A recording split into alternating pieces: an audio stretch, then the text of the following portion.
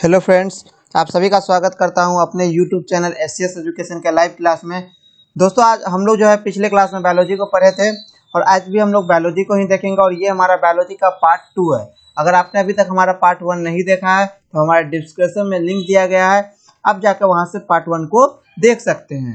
दोस्तों, हमारे द्वारा 10th की पूरी तैयारी कराई जा रही है। कुछ स्टूडेंट हमारे अभी तक ग्रामर की क्लास को अटेंड नहीं किए हैं। अगर आप लोग ग्रामर पढ़ना चाहते हैं तो उसका भी एक वीडियो आप लोगों को हमारे चैनल पर अपलोड कर दिया गया है, आप जाके उसको भी देख सकते हैं। तो दोस्तों, आज हम लोग बायोलॉजी में कल तक देखे थे प्रकाश संश्लेषण क्या है और प्रकाश संश्लेषण अभी तक यहाँ तक हम लोग कल पढ़ चुके थे। दोस्तों, क्लास स्टार्ट करने से पहले बता दूं, जो स्टूडेंट अभी तक हमारे चैनल को सब्सक्राइब नहीं किए हैं तो हमारे चैनल को सब्सक्राइब कर दे, साथ में बेल आइकन को भी प्रेस कर दे। तो चलिए हम अपने क्लास को स्टार्ट करते हैं। पहले समझते हैं कल जहाँ तक पढ़े तो उससे हम लोग आगे लेते हैं और आज का हमारा पहला क्वेश्चन है, मुख गुहा में पाचन कैसे होता है। क्या क्वेश्चन हमारा है? मुख गुहा में पाचन कैसे होता है। दोस्तों, अगर आप उसका पीडीएफ चाहिए तो आपको नंबर नीचे में दिख रहा है, आप उस पर कमेंट करके हमसे पीडीएफ ले सकते हैं या हमारे डिस्क्रिप्शन में लिंक दिया गया, आप वहां से हम लोग से पीडीएफ मांग सकते हैं। तो हम अभी अपने क्लास को स्टार्ट करते हैं और समझते हैं मुख गुहा में पाचन कैसे होता है। तो मुख गुहा में पाचन, दोस्तों पाचन का भोजन का पाचन जो है मुख गुहा से आरम्भ होता है। कहाँ से? भोजन का पाचन जो है हमारे मुख गुहा से आरम्भ होता है। उसके बाद मुख गुहा में भोजन के पाचन के लिए, क्या मुख गुहा में भोजन के लिए पाचन के लिए मुख गुहा में क्या सब रहता है हमारे पास? दांत, जीभ, तालु, भाग होते हैं। उसका दोस्तों दांत भोजन को छोटे छोटे टुकड़ों में परिवर्तित करता है। कौन? दांत जो है हमारे छोटे छोटे भोजन के टुकड़े को परिवर्तित करता है। और जीभ से निकलने लाड़, क्या जीभ से निकले लाड़ इन भोज्य अणु को मुलायम या चिपचिपा बना देता है। जो लार निकलता है जीभ से वो हमारे भोजन को मुलायम और चिपचिपा बना देता है। उसके बाद जो है जीभ के ऊपर छोटे छोटे अंकुर पाए जाते हैं। आप चेक कर सकते हैं, आपके जो जीभ है उसके ऊपर छोटे छोटे अंकुर पाए जाते हैं जिसे स्वाद कलिया कहते हैं। तो क्या बोलते हैं? स्वाद कलिया।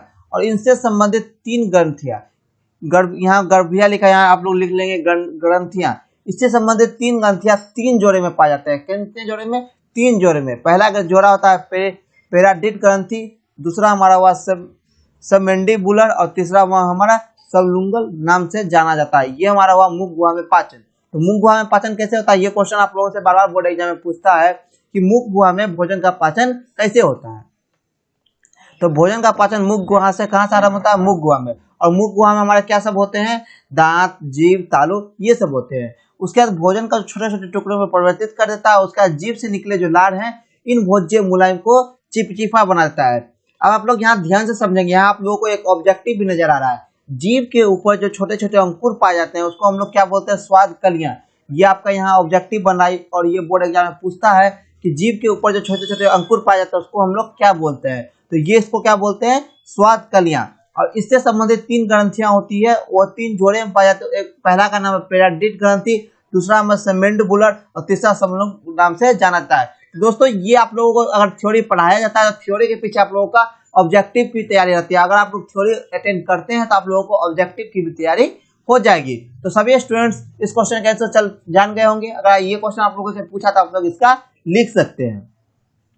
और इससे निकलने वाली जो लार नलिका को मुख गुहा में गिरता है। इससे जो निकलती लार जो है वो कहाँ निकलती है? गिरती है मुख गुहा में। जो हमारे ये जो ग्रंथि है, तीनों ग्रंथि पेराडिड ग्रंथि और सबलुंगल नाम से जो जाना था, इसकी जो लार होती है ये हमारे मुख गुहा में गिरता है। जब आप बोलते होंगे तो आपके मुंह में फिर लार आ जाता होगा। ये हमारा, और इसी से हमारा भोजन का पाचन होता है। तो ये हमारा क्वेश्चन था, मुख गुहा में भोजन का पाचन कैसे होता है।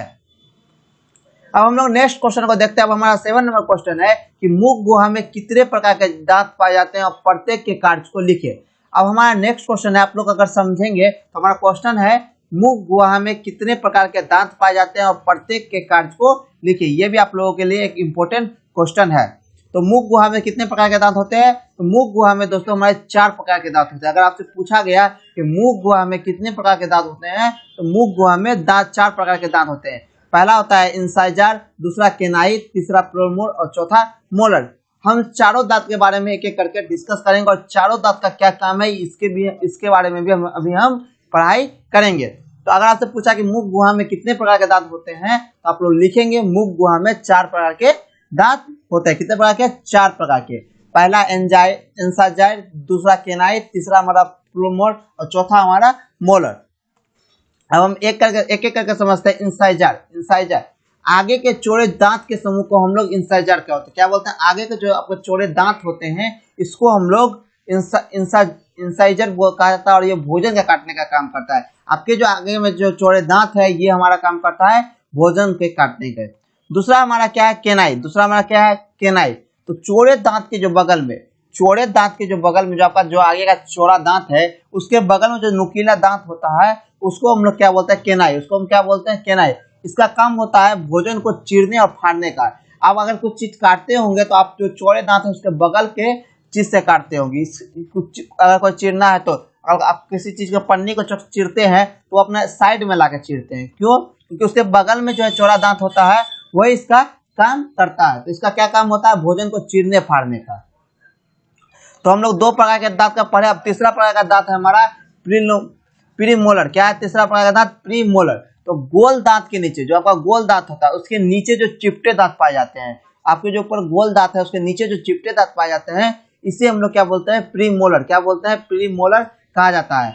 और यह दांत जो है भोजन को चबाने का कार्य करता है। ये जो प्रीमोलर है वो दांत जो है भोजन को चबाने में कार्य करता है। तो प्रीमोलर का क्या कार्य है, ये जो दांत होते हैं चौड़े जो चिपटे दांत होते हैं उसमें पाए जाते हैं और ये काम करता है भोजन को चबाने का। अगर हम लोग किसी खाने को चबाते हैं तो वो अपने दांत को उस गोले चार दांत के पास लाके और कोना में लाकर चबाते हैं। ये आप लोग गौर कर सकते हैं।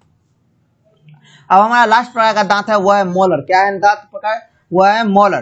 तो प्रोमोलर के बगल में जो चौड़े दांत पाए जाते हैं, प्रोमोलर के जो बगल में चौड़े दांत पाए जाते हैं उसको हम लोग क्या होता है, उसको मोलर कहा जाता है। और जो मोलर कहलाता है, क्या कहता है, जो मोलर कहलाता है। ये दो बार लिखा गया है तो इसको एक बार आप लोग काट देंगे। तो प्रीमोलर के बगल में जो चौड़े दांत पाए जाते हैं उसको हम लोग क्या बोलते हैं, मोलर। तो हम लोग क्या पढ़े अभी, तो अगले हम लोग डिस्कस किए कि मुख गुहा में 4 दांत पाए जाते हैं, इंसाइजर, केनाई, प्रीमोलर और मोलर। इंसाइजर क्या होता है, जो हमारे आगे के जो चौड़े दांत होते हैं उसको हम लोग इंसाइजर का काम कहते हैं। और इंसाइजर का जो कार्य होता है वो भोजन को काटने का होता है। उसका जो केनाई होता है, ये चौड़े दांत के जो बगल में एक जोड़े नुकीले गोल दांत होते हैं उसको हम लोग केनाई बोलते हैं। इसका काम होता है भोजन को चीरने फाड़ने का। क्या काम होता है इसको, भोजन को चीरने फाड़ने का।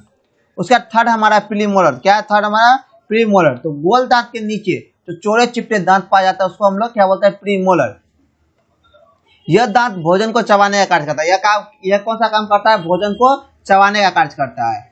उसका चौथा हमारा है मोलर। चौथा हमारा क्या है, मोलर। तो ये प्रीमोलर के बगल में चौड़े दांत पाए जाते हैं उसको हम लोग क्या कहते हैं, मोलर। और इसका काम होता है भोज्य अणु को पीसने में। इसका काम क्या करता है, भोज्य अणु को पीसने में यह काम करता है। कौन, मोलर। अब हम लोग आगे बढ़ते हैं हम इनामेल क्या है क्वेश्चन हमारा, इनामेल क्या है। तो इनामेल दोस्तों दांत के ऊपर जो चमकीला परत पाया जाता है, क्या दांत के ऊपर जो चमकीला परत पाया जाता है उसको हम लोग क्या बोलते हैं, इनामेल। अगर आपसे पूछा कि इनामेल हम लोग किसको बोलते हैं, आप लोगों को कंफ्यूजन नहीं होना, क्योंकि ये एग्जाम बार बार आपके एग्जाम में क्वेश्चन पूछता है इनामेल क्या है। तो इसका हम लोग लिखेंगे दांत के ऊपर जो चमकीला परत पाया जाता है जिसके कारण आपको दांत चमकता है उसको हम लोग क्या बोलते हैं, इनामेल। अब हम लोग नेक्स्ट क्वेश्चन बढ़ते हैं। नेक्स्ट क्वेश्चन हमारा ग्रास नली क्या है। नेक्स्ट क्वेश्चन हमारा क्या है, ग्रास नली क्या है। हमारा 9th नंबर क्वेश्चन क्या है, ग्रास नली क्या है। तो हम लोग अब पढ़ेंगे ग्रास नली हम लोग किसको बोलते हैं। तो मुख गुहा के जो निचले भाग को ग्रास नली कहा था। मुख गुहा जो होता है उसके निचले भाग को हम लोग ग्रास नली बोलते हैं। और ये भोजन को मथने का कार्य करता है। ग्रास नली का क्या काम होता है, भोजन को मथने का। क्योंकि ग्रास नली में सिभिलन एवं संकुचन के गुण पाए जाते हैं। ग्रास नली में किस चीज का गुण पाता है, सिभिलन एवं संकुचन के गुण पाए जाते हैं। और यह भोजन का मथनी होता है। यहाँ क्या होता है, भोजन का मथनी होता है। इस घटना को हम लोग क्या बोलते हैं, क्रमाकुचन। इस घटना को हम लोग क्या बोलते हैं, क्रमाकुचन कहते हैं। तो ग्रास नली क्या है, तो मुख गुहा के जो निचले भाग को ग्रास नली कहा जाता है। और यह भाग जो है भोजन को मथने का कार्य करता है, क्योंकि ग्रास नली में सिभिलिन एवं संकुचन के गुण पाए जाते हैं। और यहाँ भोजन का क्या होता है, मथनी होता है। और इस घटना को हम लोग क्या बोलते हैं, क्रमाकुचन। अब हमारा 10th नंबर क्वेश्चन है अमाशय के बारे में लिखे। क्या 10th नंबर क्वेश्चन हमारा, अमाशय के बारे में लिखे। तो यह भेलुनुमा रचना में होता है। क्या होता है, अमाशय यह भेलुनुमा रचना में होता है। और इसके ऊपरी भाग सकरा तथा निचली भाग क्या होता है, चौड़ा। अमाशय का रचना कैसा होता है, भेलुनुमा। अगर आपसे कोई पूछा कि अमाशय का रचना क्या होता है, कैसा होता है, हम लोग लिखेंगे अमाशय का रचना भेलीनुमा होता है। और इसके ऊपरी भाग सकरा तथा निचली भाग क्या होता है, चौड़ा होता है। तो अमाशय का ऊपरी भाग क्या होता है, अमाशय का ऊपरी भाग जो है सकरा होता है, निचली भाग क्या होता है, चौड़ा। अगर आपसे पूछा कि अमाशय का ऊपरी भाग कैसा होता है तो हम लोग लिखेंगे अमाशय का ऊपरी भाग सकरा होता है और निचली भाग चौड़ा होता है। उसके बाद अमाशय को दो भागों में बांटा गया है, पहला कार्डियक एवं दूसरा पेलोरिक। पहला क्या है, कार्डियक और दूसरा है पेलोरिक नाम से जानते हैं। इसको जोड़ने वाले जो भाग होते हैं उसको हम लोग क्या बोलते हैं, पुंडिक। इसको जो जोड़ा जाता है उस जिसे जोड़ा जाता है उसको हम लोग बोलते हैं पुंडिक। क्या कहते हैं, पुंडिक। और अमाशय का दीवार जो है उभरे खबरे होते हैं और इन स्थानों में आंत रस का स्राव होता है। आंत रस का स्राव कहाँ होता है, अमाशय में। अगर आपसे कोई पूछा कि आंत रस का स्राव कहाँ होता है तो हम लोग बोलेंगे आंत रस का स्राव अमाशय में होता है। उसके बाद श्रावित आंत रस, श्रावित जो आंत रस होता है वह भोजनीय अणु पर क्रिया करके अवस्था को बदल देता है। तो श्रावित आंत रस होता है वो भोज्य अणु को क्या करता है, क्रिया करके उनके अवस्था को बदल देते हैं और भोज्य पदार्थ लय के रूप में बदला जाता है। भोज्य पदार्थ किसके रूप में बदला जाता है, भोज्य पदार्थ लय के रूप में बदला जाता है। अब हमारा नेक्स्ट क्वेश्चन है, मुख गुहा में कितने प्रकार के लार ग्रंथि पाए जाते हैं। ये भी क्वेश्चन आप लोगों को बार बार एग्जाम में पूछा जाता है। तो अगर आपसे पूछा कि मुख गुहा में कितने प्रकार के लार ग्रंथि पाए जाते हैं तो हम लोग लिखेंगे मुख गुहा में 3 जोड़े लार ग्रंथि पाए जाते हैं। कितने जोड़े, 3 जोड़े। पहला पेरोडिट, दूसरा सबमेडुलर और तीसरा हमारा समलिंगुल। तो आप लोग 3 का प्रकार जान गए। अमाशय के मुख गुहा कितने प्रकार होते हैं, 3 प्रकार के। तीनों प्रकार के सामने लिखा है, आप लोग पढ़ सकते हैं। अब हम लोग नेक्स्ट क्वेश्चन की ओर बढ़ते हैं। नेक्स्ट क्वेश्चन है हमारा ग्रसनी के बारे में लिखे। क्या है नेक्स्ट क्वेश्चन हमारा, ग्रसनी के बारे में लिखिए। तो हम लोग ग्रसनी के बारे में लिखेंगे। अगर आप लोगों को बोलेगा ग्रसनी के बारे में लिखने तो हम लोग लिखेंगे मुख गुहा के निचले भाग को क्या बोलते हैं, ग्रसनी। जो हमारा मुख गुहा होता है उसके निचले भाग को हम लोग क्या बोलते हैं, ग्रसनी कहलाता है। और यह 2 भागों में होता है। ग्रसनी कितने भागों में होता है, ग्रसनी 2 भागों में बांटा होता है। पहला हमारा होता है कंठ द्वार, दूसरा हमारा होता है निगल द्वार। पहला क्या होता है, कंठ द्वार, दूसरा क्या होता है, निगल द्वार। उसके बाद दोस्तों इसके ऊपर की रचना एपिग्लेटिक्स कहलाता है। इसके ऊपर की जो रचना है मुख गुहा के वह क्या कहलाता है, एपिग्लेटिक्स। और जो भोज्य पदार्थ एवं पानी को अलग अलग करता है। एपिग्लेटिक्स का क्या काम होता है, भोज्य पदार्थ में पानी और भोज्य पदार्थ को और पानी को अलग अलग करना। ये किसका काम होता है, एपिग्लेटिक्स का। अगर कोई आपसे पूछा कि एपिग्लेटिक्स किसको बोलते हैं तो एपिग्लेटिक्स जो हमारा मुख गुहा का जो ऊपरी भाग होता है उसको हम लोग क्या बोलते हैं, एपिग्लेट। और यह भोज्य पदार्थ एवं पानी को दोनों क्या करता है, अलग अलग करता है। कौन, ग्रसनी। उसके बाद हमारा 30 नंबर क्वेश्चन है, अमाशय ग्रंथि या जठर ग्रंथि में कोशिकाएं कितने प्रकार के होते हैं। ध्यान से समझे सभी स्टूडेंट। अमाशय ग्रंथि या जठर ग्रंथि में कोशिकाएं कितने प्रकार के होते हैं।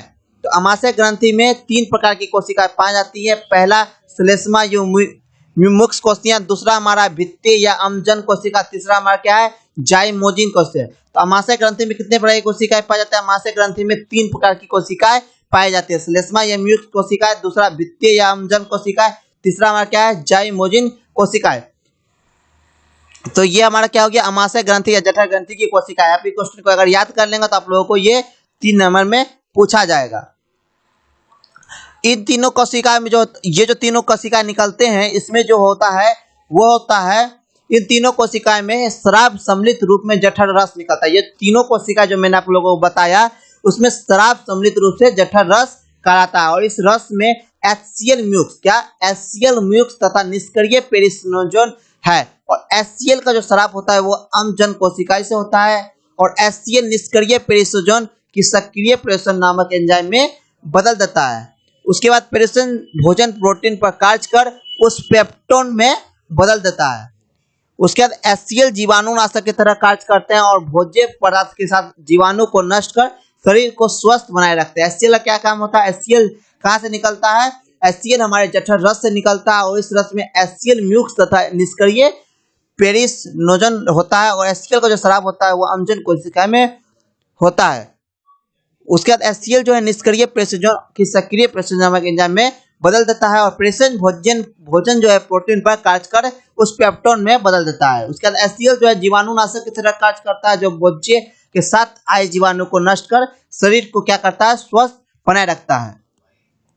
तो दोस्तों आज हम अपने क्लास को यहीं रखते हैं क्योंकि जो है मेरी कुछ तबीयत खराब लग रही है, तो आज की क्लास को हम लोग यहीं रखते हैं। और हमारा क्लास आज के बाद 2 दिन के बाद संडे को टेस्ट होगा और मंडे को फिर जो है मंडे से आप लोगों का रेगुलर क्लास चलेगा। हमारा 2 दिन क्लास अभी नहीं चलेगा, फ्राइडे और सैटरडे, ये 2 दिन क्लास आप लोगों का नहीं चलेगा। कोई भी क्लास आप लोगों का 2 दिन नहीं चलेगा, क्योंकि मेरी तबीयत कुछ ज़्यादा खराब लग रही है, तो इसलिए मैं 2 दिन आप लोगों का क्लास नहीं लूँगा। कौन कौन दिन? आज और कल, ये दोनों दिन क्लास नहीं होगा। आप लोग संडे को, विधिवत संडे को जो आप लोगों का 3 PM है, संडे को आप लोगों को अभी तक में मैंने जितना पढ़ाया सभी पेपर में, मैथ में हुआ, उसके बाद हमारा साइंस में हुआ, सोशल साइंस में हुआ, ये सभी का 3 बजे से आप लोगों का टेस्ट होगा। तो आप लोग 3 बजे के टेस्ट के लिए अपने आप को प्रिपेयर कर लेंगे। उसके बाद मैं 3 बजे का टेस्ट में आप लोगों को टेस्ट लूंगा रविवार को। उसके बाद हमारा क्लास सोमवार से रेगुलर चलेगा, जैसे चलता था 2 टाइम, एक टाइम मैथ और दूसरे टाइम साइंस या सोशल साइंस, ये दोनों टाइम हम लोग का क्लास अब सोमवार से चलेगा। हमारा 2 दिन क्लास अब नहीं चलेगा, शुक्रवार और शनिवार।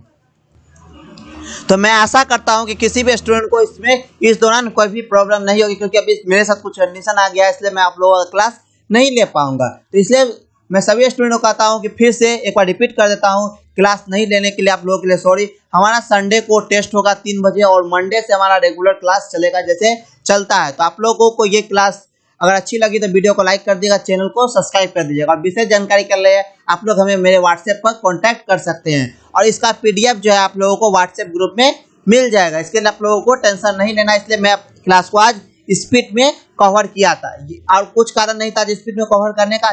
स्पीड में कवर करने का यही कारण था कि आज तबीयत कुछ ज़्यादा ही खराब लग रही थी। इसलिए आप तब तक के लिए बाय, मिलते हैं सोमवार को, उससे पहले संडे को मिलते हैं आप लोगों से।